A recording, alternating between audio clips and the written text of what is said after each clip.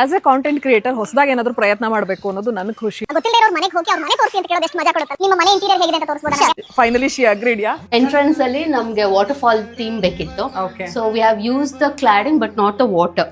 But door ಅಷ್ಟೇ ನೀವು ನೋಡ್ಬೋದು 3D ಪ್ರಿಂಟ್ ತರ ಇದೆ ಡೋರು. ಇದು ಲಿವಿಂಗ್ ಏರಿಯಾ. ನೀವು ನೋಡ್ಬೋದು ಲಿವಿಂಗ್ ಏರಿಯಾನು ನಾವು ಸ್ಪೇಷಿಯಸ್ ಆಗಿ ಮಾಡಿದೀವಿ. ಇದು ನಮ್ಮ ಫೇವ್ರೆಟ್ ಪ್ಲೇಸ್. ಮತ್ತೆ ನೀವು ಈ ಸ್ಪೇಸ್ ನೋಡ್ಬೋದು 2030 ಅನ್ಸದೇ ಇಲ್ಲ. ಹೌದು, ಇದು ಬಾಲ್ಕನಿ ಇದೆ.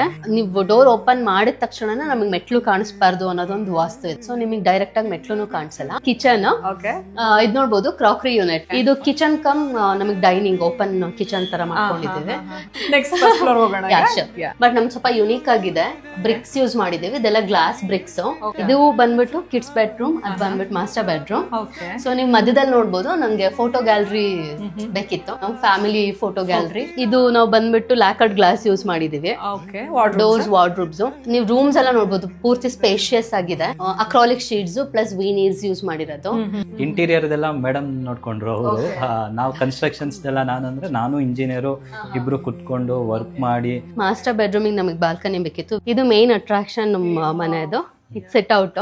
ಇಂಜಿನಿಯರ್ ಬಂದ್ಬಿಟ್ಟು ಶಿವಶಂಕರ್ ಅಂತ, ರತ್ನ ಕನ್ಸ್ಟ್ರಕ್ಷನ್. ಮೆಟೀರಿಯಲ್ಸ್ ಅಷ್ಟೇ. ನಮ್ಮ ಇಂಜಿನಿಯರ್ ಬೇರೆಯವ್ರ ತರ ಅಲ್ಲ, ಯಾವ್ದ್ರಲ್ಲೂ ಕಾಂಪ್ರಮೈಸ್ ಆಗಲ್ಲ. ಕಂಪ್ಲೀಟ್ ಪಾರ್ಟ್ 2 ವಿಡಿಯೋದಲ್ಲಿ ಇಡೀ ಹೋಮ್ ಹೇಗಿದೆ ಅನ್ನೋದನ್ನ ಒಂದು ಹೋಮ್ ಟೂರ್ ಮುಖಾಂತರ ನಿಮಗೆ ಅಪ್ಲೋಡ್ ಮಾಡ್ತೀನಿ. Thank you so much for watching.